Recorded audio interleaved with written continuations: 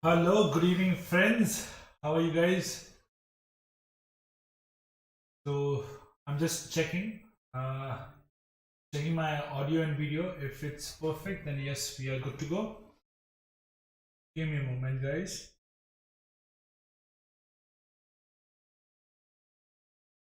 Meanwhile, you guys can tell me how is everything with you guys. If anyone is having any doubt, you're always free to ask.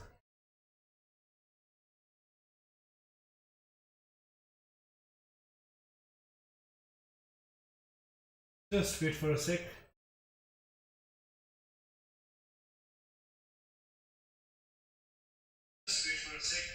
Yeah, it's functioning pretty fine. Okay, so we are good to go. So we can start our session. So hello everyone. Hello. Okay, so we'll start our session. I welcome you all in Let's Crack J in English.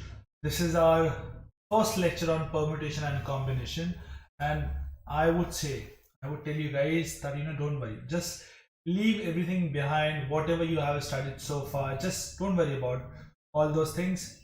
Hi, Sahil Agarwal. Hello. Okay, so just don't worry about whatever you have studied so far. It's completely fine with me. Now, I would request you guys to just whatever I'm teaching you, just adapt that, try to understand it. Let's try not to mug up any formula.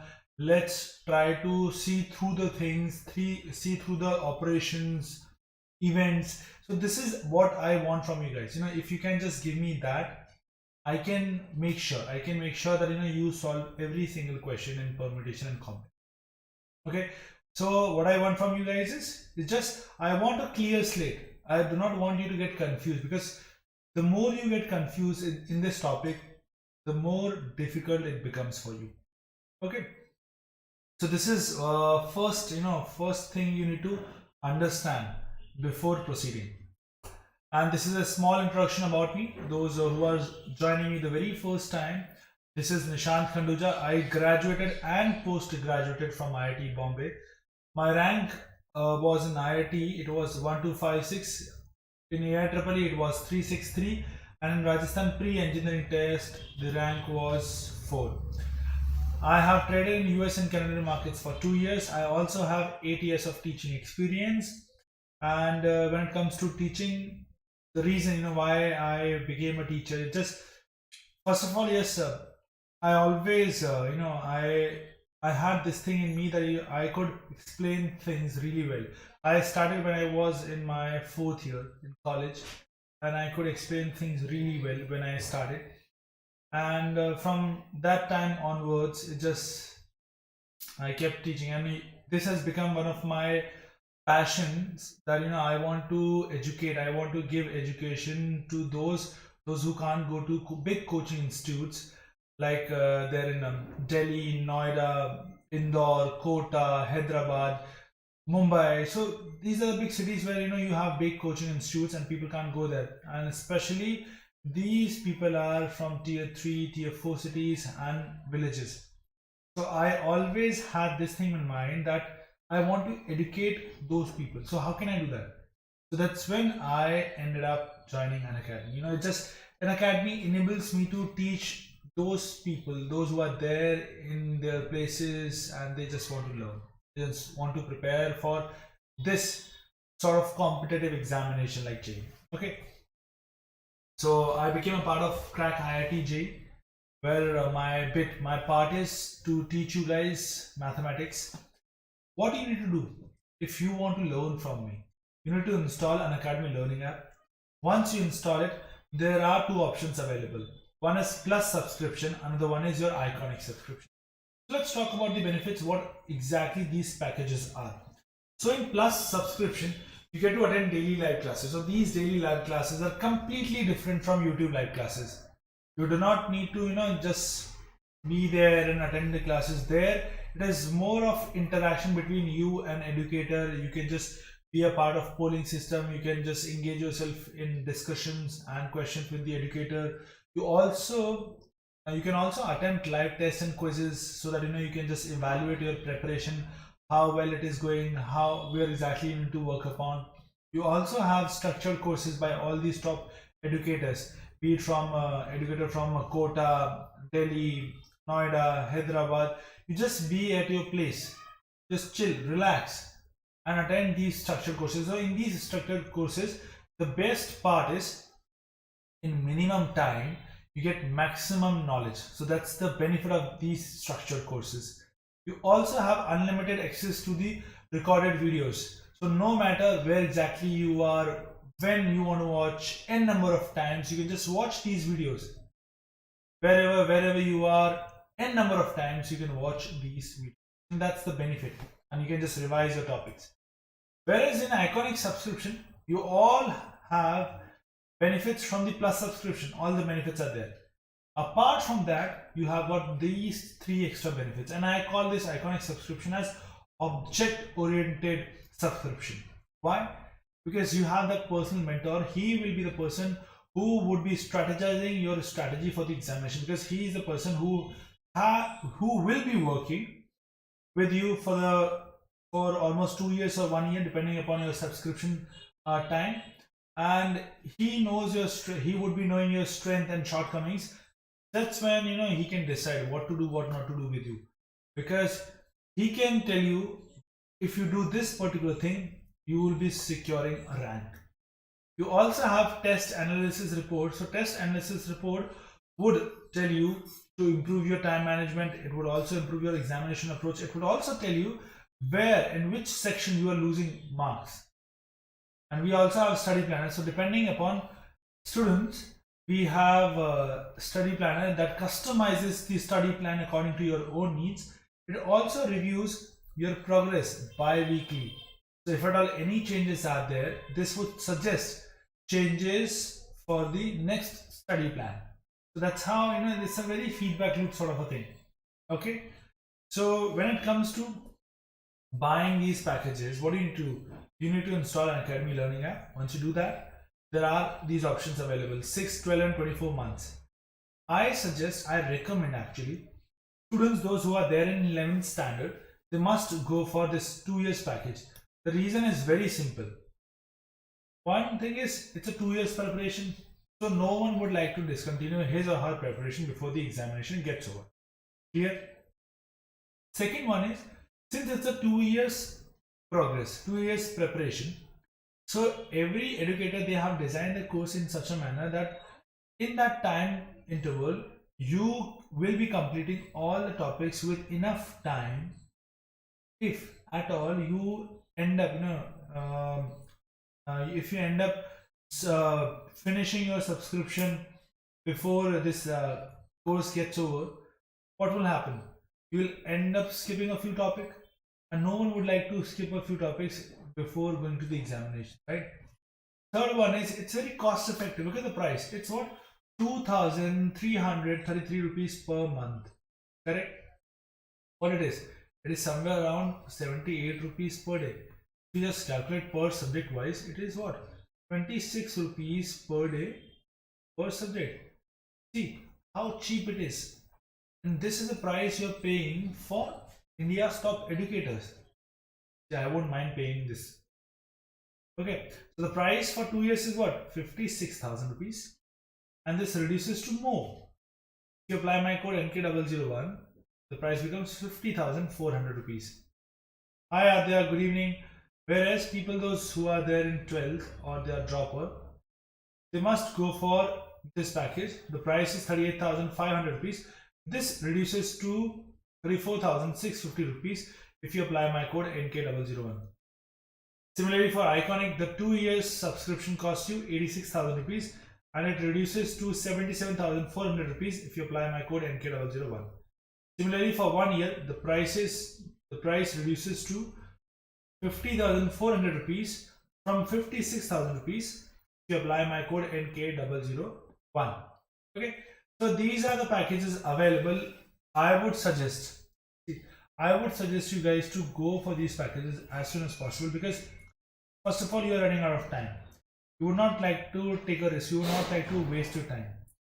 So if you will join these courses ASAP, you would start your preparation. At least within a few days you'll be able to complete a certain portion of your JEE syllabus. Second, a few courses lately started, so you'll found yourself a ground if you join as soon as possible, because if you join late, what would happen? You'll find very difficult to just adjust. So it's better you join ASAP. And a few more courses are about to start sooner, so you can start from scratch also. Clear? So this is the thing which you need to do. My job is to teach you guys, so I'll keep teaching you guys. Okay, so we'll start our session. So hi Sahil, hello. Hi Adya, hello, good evening, good evening. So shall we start the session, guys?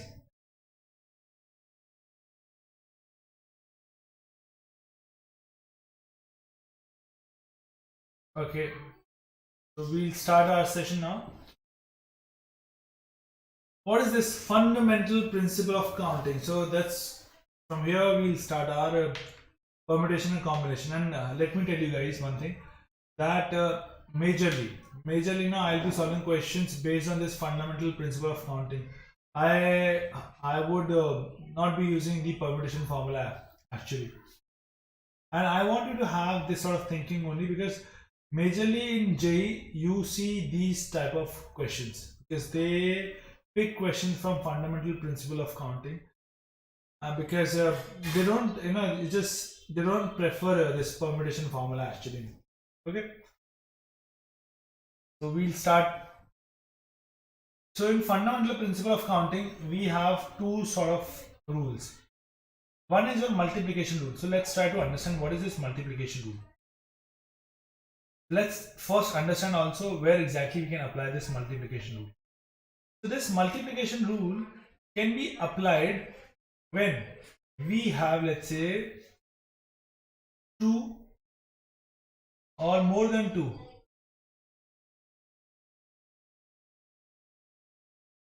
operations or events, you can say, or events happening together or simultaneously.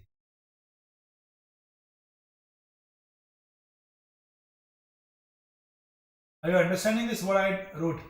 I know it's a bit difficult thing, but I'll try to make you understand. So what I mean to say is, whenever you get a problem statement, okay, so whenever you get a problem statement, try to break that into smaller, or I can call it sub events or sub operations. When you do that, you can just check whether those events are happening together to make one main event happen, or it is just they are happening exclusively. What I mean to say is, if this will happen, then the other operation would not happen. Okay, I'll give you an example. So let's say I stay in, let's say, Mumbai, in Goregaon. So from Goregaon to Santa Cruz I want to travel. Okay, so I will always have to pass from Andheri. Okay, this is my Andheri, this is your Santa Cruz, and this is your Goregaon. Okay, so from Goregaon to Andheri there are certain ways. So I can either choose, let's say, Link Road, or I can choose SV Road.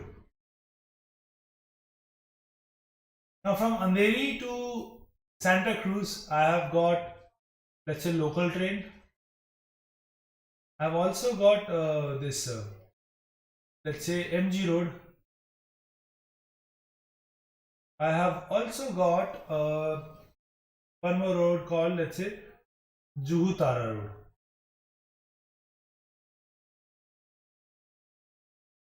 Okay guys, now this is my problem statement. See, try to listen to the main problem statement. Main problem statement is, how many ways, in how many ways can I reach Santa Cruz from Goregaon? Now, what is the main event? My main event or main operation is reaching Santa Cruz from Goregaon. This is my main event. Now, if I just look at this, I can convert this into sub events. Now how many sub events? As I can see, there are two sub events. So one sub event is this, Goregaon to Andheri, reaching Andheri from Goregaon, then from Andheri to Santa Cruz. This is my second sub event. Now tell me one thing, to make main operational event happen, these sub events will have to happen simultaneously or not? Tell me. Obviously yes, because it can't happen that only I can travel or I can reach Andheri from Goregaon or Andheri to Santa Cruz. ऐसा नहीं हो सकता ना. So this can't happen. It has to be both ways. So both the events will have to happen together for the main event to happen. I hope this is clear with everyone. If this is clear with everyone, then I can tell you ahead. If this is clear with everyone, Sahil, Adya, then just give me a thumbs up, guys. Give me a thumbs up if this is clear with you guys. Come on, guys. Sahil, Adya, whosoever is present in the class, if this is clear with you, you can just give me a thumbs up. Okay, so since no one is responding, so I'll take it as yes. So as you can see, so Goregaon to Andheri and Andheri to Santa Cruz, both these events are happening simultaneously or together. So in this case, what I do is, in this case, the first sub events number of ways. So if let's say first event can happen, let's say n ways.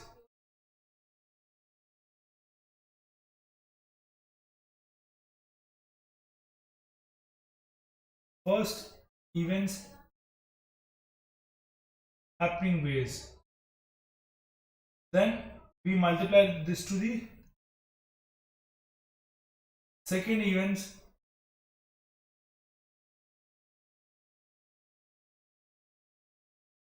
happening ways. Now, as you can see here in this case, 2 into 3, because from Goregaon to Andheri, if you want to reach, so there are two ways. From Andheri to Santa Cruz, there are three ways. So as you can see, it is happening with, in 6 ways it can happen. And if you want to just try to understand, so see, from Goregaon to Andheri, I can choose link road first. Then from Andheri to Santa Cruz, I have 3 options. I can take local, one option. Then second option MG road. Then third one is Juhuta road. So this is, there are 3 ways. Then from SV road, if I choose Goregaon to Andheri, from SV road to local, then 4th ways, then SV road to MG road, or 5th one, then SV road to Juhuta road, the 6th. So as you can see, there are 6 options available. So always remember this thing. This is very important concept. Try to break the every event into operations, sub operations, sub events, and then check to make the main event happen. Do I need to have these events, sub events together, or I can have them exclusively? Either this happens or this happens. Okay. Now let's try to understand the additional rule. So this additional rule is when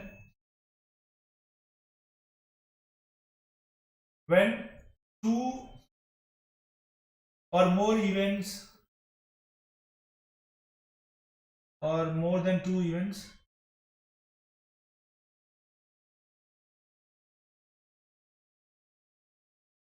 happen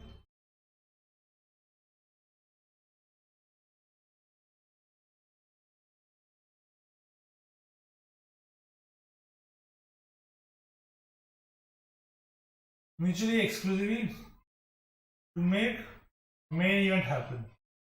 To make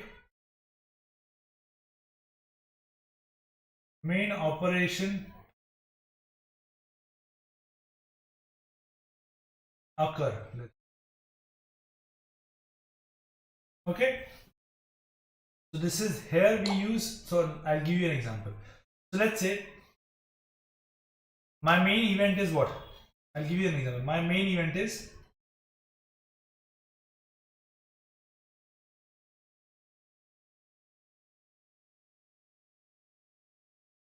I want to feed a dog, or let's say I want to feed a beggar. Okay, I want to feed a beggar. In how many ways can I do that? Okay, so the question is, in how many ways can I feed a beggar? And let's talk about the options available. See, I have got one Chinese restaurant I have available. See, I've got Chinese restaurant. I have got one Indian cuisine dhaba. I have also got Thai food restaurant. I have also got, let's say, intercontinental restaurant. Okay, so let's see. Main event is what?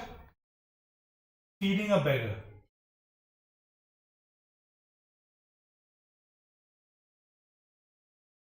So options available: Chinese restaurant, and Chinese restaurant menu has got 18 options available. Okay, another could be Indian cuisine. Indian dhaba has got, let's say, 10 options available. Then I have got one more. Let's say Italian. Let's make it Italian. Let's cancel out the Thai one. Italian. So Italian has got, let's say, 12 dishes. Now tell me, in how many ways can I feed the beggar? In how many ways? See, obviously, if you think now, feeding a beggar is your main event. Okay, feeding a beggar is your main event. Here. Now tell me one thing. When you want to feed a beggar, you need to have, let's say, your sub events are, let's say, feeding him from Chinese restaurant. Second event, sub events if you are parting. Second event is feeding him from Indian restaurant. Third one is feeding him from Italian restaurant. Now tell me one thing, feeding a beggar, does it require to have all these three events together? Do you have these three events? Do you want to have these three events together? No, you don't want these three events to happen together, right? You don't need, actually, because feeding a beggar, so in that case, so since these events are not happening together, they can have mutually exclusively. If one happens, then also your main events happen. Because if you're feeding him from Chinese also, it suffices the purpose. You're feeding a beggar still. So in how many ways you can feed him from Chinese restaurant? So as you can see, there is or options available. Or is there. Either you can feed him from Chinese or from Indian or from Italian. Clear? So in this case, total number of ways will what? They just added up. So you'll have 18 plus 12 plus 10. So this is, you can say, sub event. So this first sub event can happen in let's say m ways. The second can happen, let's say, in n ways. Third one is happening, let's say, in l ways. So in addition rule, all the ways they add up. So for this case, the answer is what? 40. So in addition rule, what happens? The number of ways they add up. So this is your addition rule. Whereas in product, number of ways they multiply. Now I hope you'll remember and you'll be able to identify it very clearly when sub events are happening together and when sub events are not happening together. They can just happen mutually exclusively. Okay, clear? If Sahil, Adya, if you guys have understood, and those whosoever is present in the class, just give me a thumbs up. Come on guys, give me a thumbs up if you have understood it. Come on guys, yeah. Okay, anyways, that's all up to you guys. Let's move ahead. Now the thing is, now how can you break the problem into operations? Because once you'll be able to break the problem into operations, then your calculation, whether to use multiplication, whether to use addition, you will be able to proceed in the right manner. But otherwise, you'll commit a mistake. So in that case, what I would suggest is, it's better you read these statements, let's say 2 or 3 times. You read the statement 2 or 3 times. The first step is, I always say, read the statement 2 or 3 times. Then see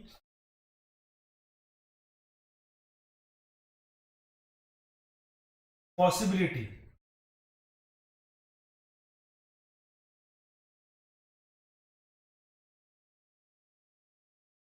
Then see the possibility for the event to happen. Available possibilities. available possibilities for the event to happen.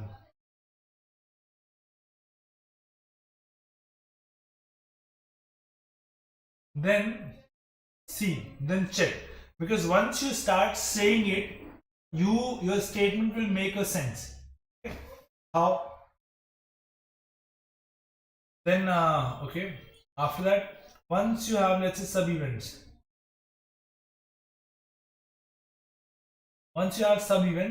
then say sub events with and or send word. Then say sub events with and or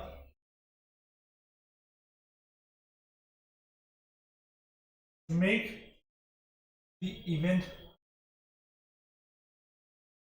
happen.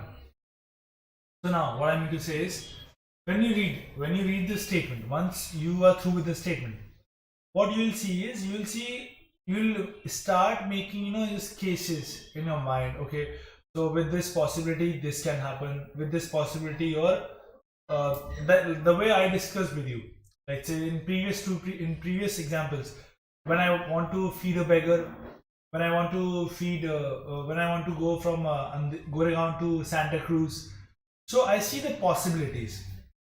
Once I see the possibilities, so basically those possibilities are basically your sub events. Okay, so now once you have got those sub events, so now with those sub events you try to say the statement.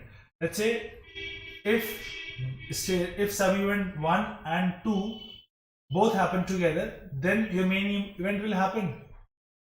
Or you say, if sub event 1 or sub event 2 happen, then your main event will happen. So when you say it, you will be able to just answer it on your own, whether you have to use your addition rule or product rule, because this is what I have found, this is difficult with people. They just can't say it clearly, they are just confused. When you say it clearly, then you just make sense to yourself. Yes, no, it's a multiplication rule, it's an addition rule. I'll give you an example, just give me a moment with guys. Let's take this example, let's take this case. Read the question. The question is, find the number of different signals. Find the number of different signals that can be generated by arranging at least 2 flags in order on a vertical staff, if we have 5 different flags are available. Now first try to understand which event, what sort of sub events we'll have. So someone says we have to arrange at least 2 flags. So what I mean to say is, we can have 2 flags. See, when I'm making the possibilities, it is very clear with me. See, it says out of those 5 flags, out of those 5 different flags, I have to make different signals using at least 2 flags. Now see, first case will be what? When you say it, when you make the possibilities, at least 2 cases, that means, okay, I have only 2 flags. Then you'll say, so using these 2 flags, you can make 1 signal.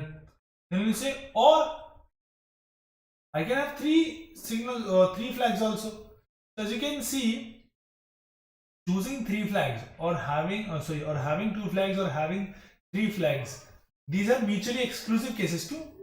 Why?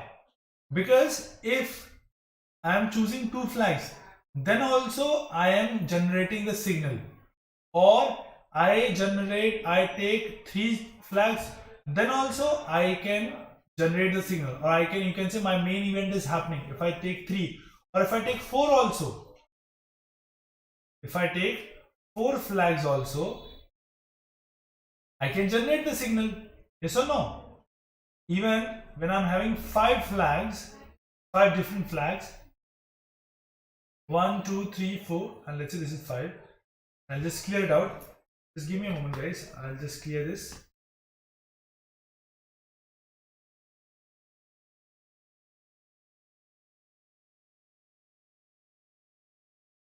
Okay.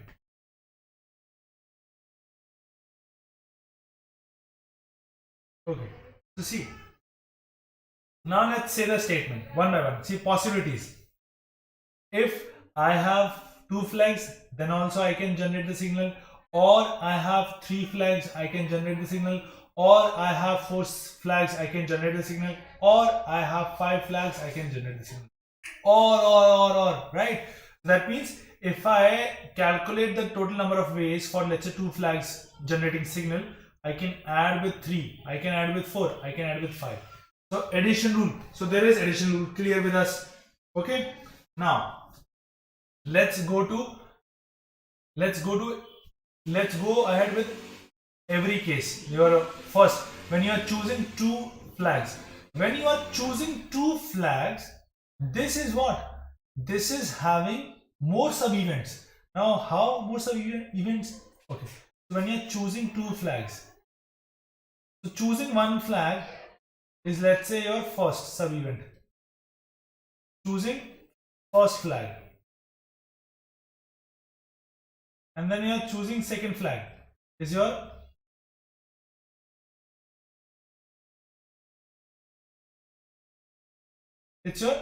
second event. Okay, second sub event. Okay, now tell me one thing. So I'm talking about only this. I'm talking about when we are generating signals from 2 flags. In this, I'm again broken down this into more sub events. Now choosing one first flag and choosing second flag. Now tell me one thing. When I have broken this into more sub event, what is my main event here? Generating signal from 2 flags. Generating signal from 2 flags. This is my right now one main event. Now for this event to happen, I have to have first flag, the choosing first flag and choosing second flag. These 2 events, they should happen simultaneously together, because if both will happen together, then only I'll create a signal. Yes or no? Is it clear with everyone? Come on guys, if this is clear with you, just give me a thumbs up, because that motivates me, that this helps me out to find out whether you guys have understood or not. Come on guys, just give me a thumbs up. So what I said is, I have broken this generating a signal using 2 flags. I have divided into sub events. Now what are those sub events? Choosing first flag and choosing the second flag. So these are the 2 events. They have to happen together. When they will happen together, you'll have first event happening. So that means if I can calculate the number of ways choosing first flag and number of ways for second flag, I can just multiply those ways, because here my multiplication rule will be applicable. Okay, now tell me, how many options? I have 5 different flags. So how many options are there to choose first flag? Come on guys, tell me. How many options are available to choose first flag? Absolutely right. Because I have got 5 different flags, so I have available 5 flags. Once one flag had been chosen, then for the second flag position, how many options are available? 4 options. So I can fill this spot with 4 options. So how many ways by which I can generate 2 flag signal? 5 into 4, 20. Now this is over. Now I'll put plus sign, because or, right? Now for 3. Now for, again, if I the way I have done it for 2 flag signal, similarly I can do it for 3 flag signal. Here I have to choose 3 flags, 1, 2, 3, and they have to happen together, right? When they have to happen together, so I have to multiply with their number of ways. So first flag can be chosen in 5 ways, second can be chosen in 3 ways. Now the leftover flags are only 3 flags, so third spot can be chosen in 3 ways. So 5, 4, 3, I have got 60. Similarly for 4, first flag will be chosen in 5 ways, second will be 4 ways, third will be 3, fourth one will be second, so 2 ways. So 5, 4, 3, 2, so 60 to 2, 120. Now let's talk about the 5th option when 5 flags are available. So first will be chosen in 5 ways, second 4 ways, third 3 ways, second 2 ways, and the 5th one will be chosen, the leftover one, only 1 ways. So 5, 4, 3, 2, 120 again. Let's add them up. Finally, what is the answer? 240, 300, 320 is the answer. I hope you guys have understood it. If you have understood it, just give me a thumbs up, guys. Just give me a thumbs up. I'm just doing it so that you guys can understand. All the students, those who are there in 11th standard, they can understand this topic, because I'm telling you guys, if this topic is through with you, if you're through with this topic, trust me, you will be scoring really good in this topic as well as probability also. And these are very, I say in JEE, they never give you difficult question from these topics. Never. Very easy, very basic level questions. Given the fact if you have understood this topic really well. Otherwise, it is always difficult. If you guys have understood it, whosoever is present in this class, just give me a thumbs up, guys. Come on, give me a thumbs up. No response. Okay, let's move ahead. Let's talk about this question. New question. A gentleman wants to invite 6 friends. In how many ways can he send invitation cards to them if he has 3 servants to carry the cards? Okay, so a gentleman, he wants to invite 6 friends. He's got 6 friends. Let's say friend number 1, friend number 2, friend number 3, friend number 4, 5 and 6, and he has got 3 servants. Okay, now let's, as I told you in the beginning, first we'll see the possible sub operations. Okay, so try to break this down first. Now tell me, how would you like to break this down? Come on, guys. So one way is, you would say, okay, so my first friend can receive, so this friend can receive cards from either of these servants. Yes or no? Yes or no? See, here the question is, question is, in how many ways can he send invitation cards to them? The question is, in how many ways he can send invitation cards to them. So now tell me, the main event is what? Receiving invitation cards by the friends. This is your main event, right? Receiving invitations card by the friends. Now let's break this into sub events. Now first event will be, in how many ways can first friend receive the card? In how many ways can second friend receive the card? In how many ways can third friend receive the card? So that's how we have got what? 6 sub operations. Okay, so in these 6 sub operations, now tell me one thing. I've got these sub operations. Okay, I'll read it. So receiving card, first friend, so F1 receiving first card, F2 receiving invitation card. Now let's do one thing. Let's say it with either or, with and or. So F1 receiving card or F2 receiving card. Now tell me one thing. F1 receiving card or F2 receiving card will make the main event happen. Does it sound good? No. Either this will happen or no. The question is, all should receive the card. All should receive the card. Or is no. So that means no addition rule. Only multiplication rule in this case. So F1 should receive the card and F2 also should receive the card. F3 also should receive the card. F4 should also receive the card. F5 should also receive the card. F6 should also receive the card, right? Then only your main event, all these events will make your main event happen, right? So they have to happen simultaneously all together. So now let's calculate the number of ways. Now tell me, in how many ways this first friend can receive the cards? Obviously 3 ways, because either of these 3 servants, they can come and deliver the card. Any of these 3 servants can come and deliver the card to friend 1. Yes or no? Yes, right? So in how many ways? 3 ways. Multiply F2 also can receive the card in 3 ways. Either 1 can come, 2 can come, and 3 can come. 3 ways. Multiply. Similarly, for 3 also, for friend number 4 also, for friend number 5 also, and for friend number 6 also. So let's see, 3 into 3 into 3 into 3. So how many times? So 3 raised to 6 times. So 3 raised to 6 ways you can send invitation card to 6 friends by 3 servants. I hope this is clear with everyone. This is clear with everyone. Come on guys. If it is clear with you guys, let's move to the next question then. Okay.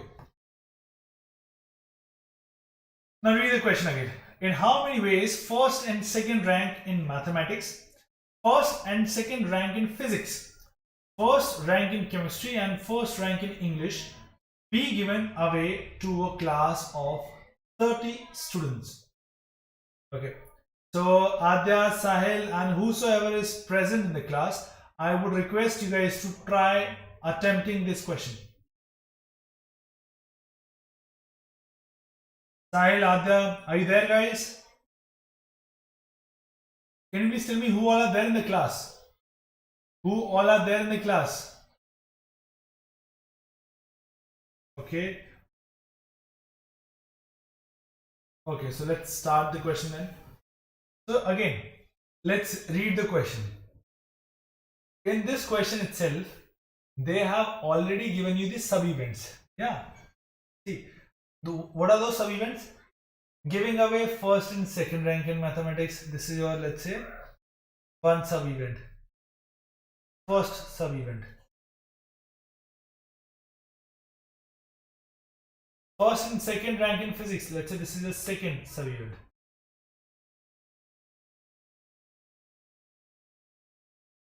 Now first rank in chemistry. This is the third sub-event. And first rank in English. This is your, let's say, fourth sub-event. Okay. So now you have got these. Now tell me, so for, as you can see, in the statement itself, in the question itself, here said first and second rank in mathematics, first and second rank in physics, first rank in chemistry and first rank in English be given away. So he has already said that all these sub-events, they have to happen together. Okay, when he has said, so that means we just need to calculate the first sub-event's number of ways, multiplied with second sub-event, multiply with the number of ways by which second sub-event can happen, multiply with third sub-event ways, then multiply this with fourth sub-events ways. Clear? I hope this is clear with everyone. Ways and ways. Okay, now guys, now just look at this. Now let's calculate the first sub-event ways. Now what is this first sub-event? First and second rank in mathematics. Okay, now let's say if I'm a teacher and I want to give out of those 30 students, I want to give first rank to someone. So how many options are available? Now tell me. Obviously 30 students are there in front of me, so I have got 30 options available. So I'll say, okay, fine, I'll give one guy, let's say 30. So I'll give first guy as, out of those 30 guys, I'll choose one and I'll say, okay, first rank had been given. Now remaining students are what? 29 students. So I have to give what? Second rank. So how many options are available to give away second rank? 29 options. So 29 multiply. How many ways are there for second sub-event? So first and second rank in physics, again the same way. For first rank in physics, I have 30 options available. For second rank, I have got 29 options available. Now third sub-event, this is your first rank in chemistry. Again, for first rank in chemistry, I have got how many options available? 30 options. 30. For first rank in English, again, how many options are available for me? 30. 30. So final answer is what? 30 raised to 4 into 29 raised to 2. This is your final answer. That's it. We're done. So easy questions, right? That's what I said, once things are clear in your mind, when you can just break any main event into sub events, you just see through the question. You find it's very easy. Let's move ahead and discuss more. See, let me tell you one thing, guys. I have not spoken about permutation and combination, and trust me, even the chapter gets over, you would never, hear me talking about permutation and all. Even combination also, I'll try to skip maximum if I can, because I want you to have basic, that fundamental rule of counting should be strong. If that is strong, you can see through the problem, and that's very important for students, because if they understand this, then they can use formulas very easily. Let's move to our next question then. Now let's discuss this. Find the number of ways in which two small squares can be selected. See, now some people, those who have already read this permutation and combination topic, they'll be like, oh, selected word is there, then selected, that means combination, we have to pick the combination thing. Now just hang on, guys. Since I have not taught you combination, so let's not talk about it. Let's see whether by the basic knowledge, whether using the basic knowledge, can we solve it or not? That's the main question, because that would just make you strong in this chapter. Let's read the question. Find the number of ways in which two small squares can be selected on the normal chessboard if they are not in the same row or same column. Okay, so the question, I'll just try to make you understand. The question says I have to choose two squares from the chessboard. That's it. And I have to tell the number of ways. This is what the question is. So let's approach this question. So now tell me, guys, what is the main event? Main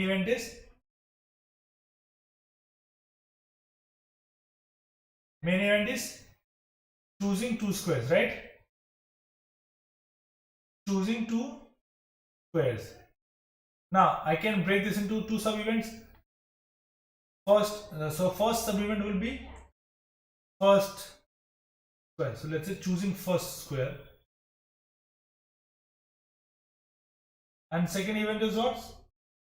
Second square. Choosing second square.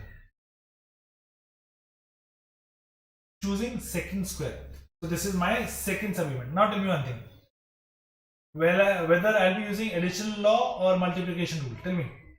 Obviously multiplication, because see, what is the main event? Choosing two squares. So choosing first square or choosing second square will make choosing two squares happen. No, what is this? Either of them? No. Choosing first square and choosing second square will make choosing two square happen. Yes, and that means multiplication rule. Correct? This is clear with us. So now let's calculate the number of ways by which we can choose first square and by which we can choose second square. Now obviously in a chessboard, how many squares are available?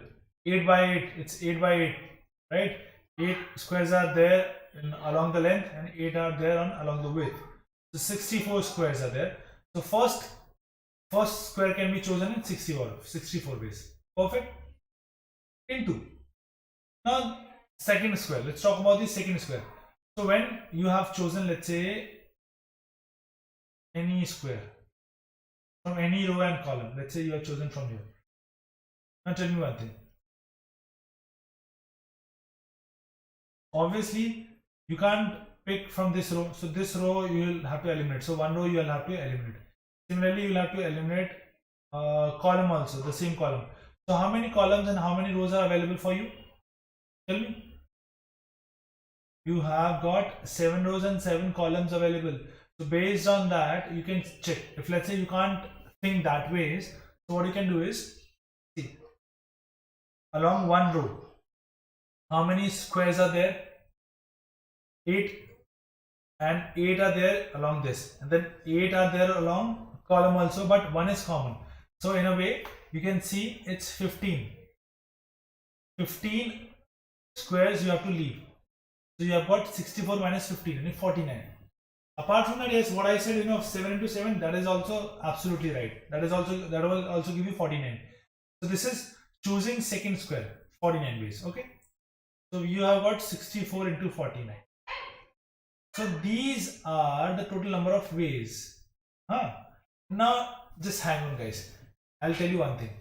So in this, the way I have calculated, I have made sure, first see, I have made sure the arrangement. In this, I have made sure about the arrangement. How? Because see, I said now, choosing first square, choosing second square. This is what I said, So my first square, so I am stating it, first square. I'm stating the second one, second square. I'm naming them, right? So I'm just arranging them. But in the question itself, what it says is, it says can be selected, can be selected. So this selection does not care about the arrangement, whether I choose the out of those 49, whether I choose from there or 64. Does not care about the arrangement. What it cares about is, it cares about the selection, the pairing. If so it's okay. I'll give you one layman example also. Let's say now from third column, I chose, let's say, fourth. From third column, I chose the fourth row element. Now from the second square, I chose, let's say, from fifth row, I chose sixth column. Now this can happen the other way around also, because this is the what? This is, let's say, one way. Now in another way calculation also, what I can do is I can choose fifth row, sixth column square. Then I can choose third row, fourth row column also. Third row, fourth column. So that is square also. So in a way, I am counting the selection process. In a selection process, I am counting those ways twice. So I have to divide by 2. I'll have to divide by 2. So the number of ways for the selection process here, selection. The main keyword is here, selection. Process is 64 into 49 divided by 2. So these will be your total number of ways. Now, if anyone, those who have already studied permutation combination, so I am telling you guys, you can try your combination thing also, and you can find out the answer also. Okay, you can try your luck. Once you are done, you can just tell me. Though it's a very easy question. Okay. I hope this is clear with everyone. If this is clear with you guys, just give me a thumbs up. Come on, guys, give me a thumbs up. Come on, guys, give me a thumbs up.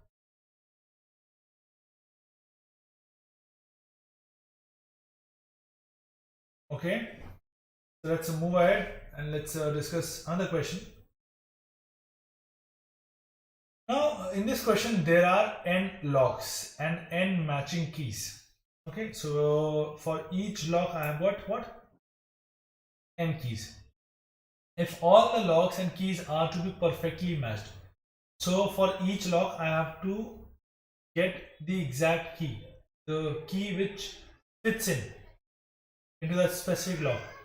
Then we have to tell the maximum number of trials required to open a lock. So what I mean to say is, when it says maximum number of trials, try to understand this meaning. Maximum number of trials.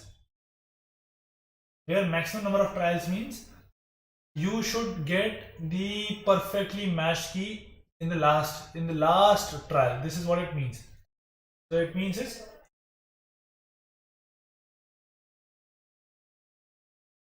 you should get perfectly matched key the last trial. This is what it means. Okay, now let's calculate. So let's consider that in last trial you are getting the perfectly matched key. Now let's break this into sub events. So what is the main event is? What is the main event? What is the main event? Your main event is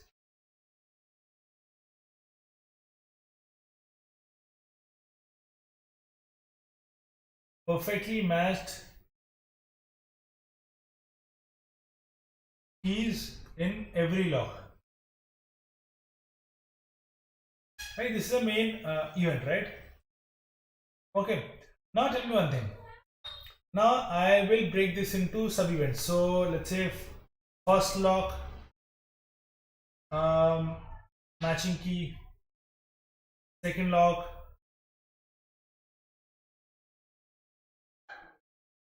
then third, then fourth, then fifth. So now tell me one thing. Do you feel that yes, or first lock or second lock or third lock match or fourth lock match or fifth lock match? Now tell me one thing. What will happen here? Tell me. So if you go ahead with the same concept, you read the question. See, there are n locks and n matching keys. If all the locks and keys are to be perfectly matched, then you have to find the maximum number of trials. Maximum number of trials required to open a lock. Okay. Now let's read. For the first lock, when you take the first lock, let's calculate the total number of ways. When you go to the first lock, and how many options are available for first lock? Tell me. You have got, yes, absolutely right. See, in this case, as you can see, first lock match or second lock match or third lock match or fourth lock match or fifth lock match. If you will read it like this, what will happen? Obviously, you will not be able to solve this question. Why? Because this is also not true, because first lock matches, either first lock matches or second lock matches or third lock matches or fourth lock matches or fifth lock matches. Then your main event will happen. No, not true. Even first lock match and second lock match and third lock match and fourth lock match and fifth lock match. Okay. Now and coming. So do you think that this will happen also? This will also be true? Tell me guys.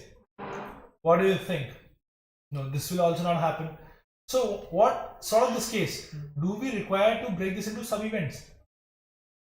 We do require, but in this we don't require to break this into these sort of sub events.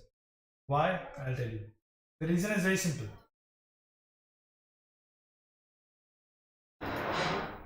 The reason here is, here you have to find the maximum number of trials. So you go one by one. So let's say you go one by one. You go to, let's say, first lock. When you come to first lock, then second lock, then third lock, then fourth lock, fifth. That's it. You have got n locks. Enter. Okay. So when you go to the first lock, how many keys are available for first lock? You have n keys available, and you get the perfectly matched key in the last trial. Okay. So you have got n keys, n trials for this. Now you are left with n minus 1 keys. Now for the second one, you have got n minus 1 keys, and in the last trial you should get the perfectly matched keys. So you have n minus 1. So here what you are doing is, you are just counting. There is no multiplication, nothing. It's just one event. There is only one event. That's it. There is no multiplication, nothing is there. So plus, again n minus 2, plus. So this is the basically in this question it is more about language. For nth, only one key will be left. So only one. So now let's add them up. So we are having, starting from 1, we have addition till n. So what is the summation of natural numbers till n? N into n plus 1 by 2. This is your final answer. So in this case, you haven't got any sort of sub events or those. No, you don't need to make those sub events like this. I hope this is clear with everyone. Okay, I know this is a different question, but because I want you guys to learn, so you want to just use your brains. If your brain starts working, then you would see everything is easy for you. And we are here to practice, we are here to explore. So let's read this question. So find the 2 digits number having different digits which is divisible by 5. Find the 2 digits number having different digits. what different digits, no similar digits, which is divisible by 5. Now again, let's try to understand this question. 2 digits number. So what is our main event? We have to make 2 digit number having different digits divisible by 5. This is our main event. Now this main event will be divided into 2 sub events. What are those sub events? First, so obviously 2 digit number, so let's say filling up first spot,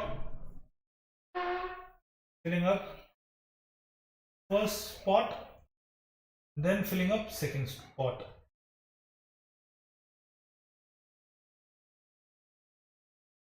Okay, now let's read this. Now any number which is divisible by what? Divisible by 5. This unit place will have to have either 0 or 5. See, I said either 0 or 5. Either 0 or 5. That means, oh, I have got 2 more cases. So what I need to do is, I have got to make this addition when I am filling it with 0 and when I am filling it with 5. So either or. So that means I have to make the addition. So let's calculate the first one. So now this second place, first spot, I have to fill it up. So how many options are available to fill it up? Tell me. Obviously you can't place 0 there. Reason being, it's not about being repetitive. It's about, because the moment you put 0 there, you will not have 2 digits number. You'll have only 1 digit number. So you can't put 0 there. So how many options are available? You can't put 0. You also can't put, apart from 0, how many digits are available with you? You have got 9 digits. 1, 2, 3, 4, 5, 6, 7, 8, 9. So how many options are available for this spot? 9 options. Clear? Now let's talk about this place. So this, when 0 is there at the last, at a unit place, how many ways? 9 ways. When 5 is there at the unit place, how many options are available? So obviously you can't put 5 and you can't put 0. So 2 we have to remove from our choosing list. So we are left with 8 options. 1, 2, 3, 4, 6, 7, 8, 9.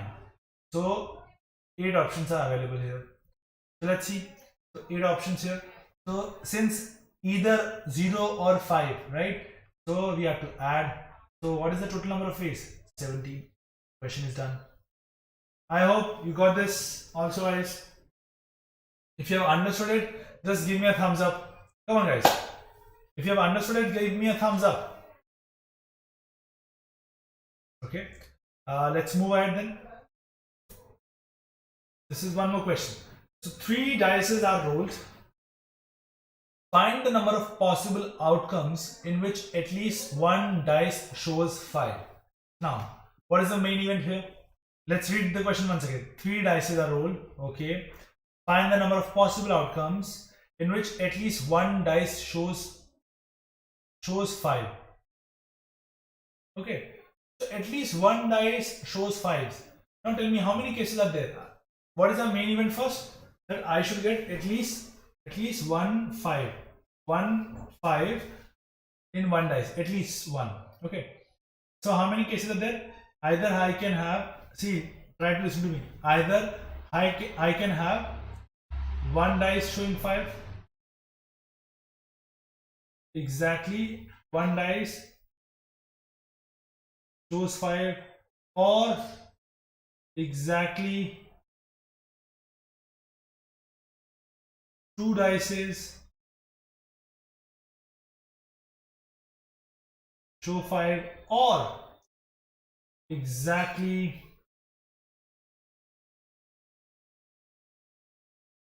3 dices show 5. Okay, or there. Now let's calculate the number of ways. See, how many spots are there? I've got 3 dices. So in this case, let's say, now see, try to understand this again. Now there are how many cases? See, now when I'm taking exactly one dice shows 5. Okay, so how many cases are possible here? So one dice shows 5. That means My first dice can also show 5, second can also show 5, third can also show 5. As you can hear me, I am using the word or. Either one dice can show 5 or second can show 5. So even in this case, I have got 3 mutually exclusive cases where I am having first dice is showing 5, then second is showing 5, then third one is showing 5. Okay, let's calculate the number of ways. So now, as you can see, what I said, your first is showing 5 and exactly one dice shows 5. So this second dice can't have 5 for sure, because if it will have 5, your statement exactly one dice shows 5, it would be wrong. So how many options are available? 5 options. Similarly, here also 5 options are available. Here also 5 available, 5 available, 5 available, and 5 available. And these second and third dice should fill the place. For the event to happen, they'll have to happen together. Second and third dice will have to come together. So in that case, we'll have to multiply them. Here, guys, I hope I'm making a sense to you guys. So how many ways are there total? 25, 25, 25. Total we have 75 ways. Similarly here, when we have exactly 2 dices showing 5. So again, here also we have 3 cases. Either first 2 can show 5, either last 2 can show 5, or first and last will show 5, not the middle one. Okay, so now this place can be filled with 5 places only. Reason is very simple. Why? Because you can't have one more 5, because the statement says is exactly 2 dices, and the third one is when all 3 are showing 5. Only one case. Let's calculate how many total cases are there. So for main event, because for main event is what? Main events got divided into these 3 sub events with or. Total number of ways will be what?